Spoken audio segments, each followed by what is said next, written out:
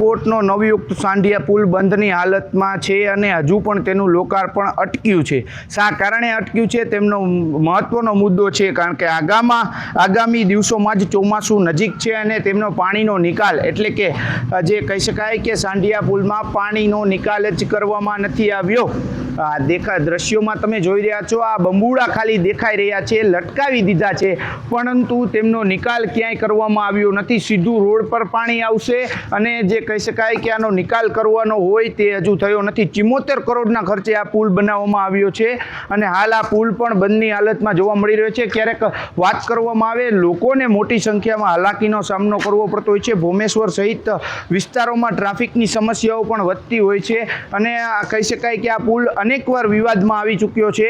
કહી શકાય કે મંજૂરી ન મળતા તે પણ પુલનું કામ અટક્યું હતું. અનેક કારણોસર આ પુલ વિવાદમાં હતો, પરંતુ હવે પુલ નવનિર્માણિત થઈ ચૂક્યો છે અને અત્યારે કહી શકાય કે રાજકોટનો આ પુલ એટલે પિકનિક પોઈન્ટ બની ચૂક્યો છે અને રીલ્સ પોઈન્ટ બની ચૂક્યો છે. આપને આ દ્રશ્ય બતાવીશ કે આ દ્રશ્ય છે, જે સાંઢિયા પુલના દ્રશ્ય છે જે પાણીનો નિકાલ હજુ પણ કરવામાં નથી આવ્યો. નવયુક્ત મેયરે પણ અહીંયા નેહલ શુકલે વિઝિટ કરી હતી અને તેમના દ્વારા પણ કહેવામાં આવ્યું હતું આગામી દિવસોમાં આંગળીના ટેરવે ગણી શકાય એટલા દિવસોમાં જ આ પુલનું લોકાર્પણ કરવામાં આવશે.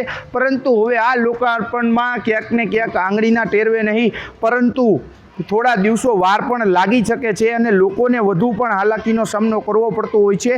અને કહી શકાય કે પેટ્રોલ ડીઝલનો જે અછતની વાતો થઈ રહી છે, ક્યાંક ને ક્યાંક પેટ્રોલ ડીઝલના ભાવ વધી રહ્યા છે, ત્યારે લોકોને પણ મોટી હાલાકીનો સામનો કરવો પડતો હોય છે. કારણ કે ભોમેશ્વર ફરીને જતાં તેમને 3 થી 4 કિલોમીટરનો ફેર પડતો હોય છે અને ટ્રાફિકની સમસ્યા તેમને ઘરેથી અડધી કલાક વહેલું ત્યાં તેમને જવાનું હોય ત્યારે નીકળવું પડતું હોય છે. હવે આગામી દિવસોમાં જોવાનું રહ્યું કે આ સાંઢિયા પુલ ક્યારે ચાલુ થશે અને લોકોને કયા સુવિધામાં કેટલો ફેરફાર થશે તે જોવાનું રહ્યું છે.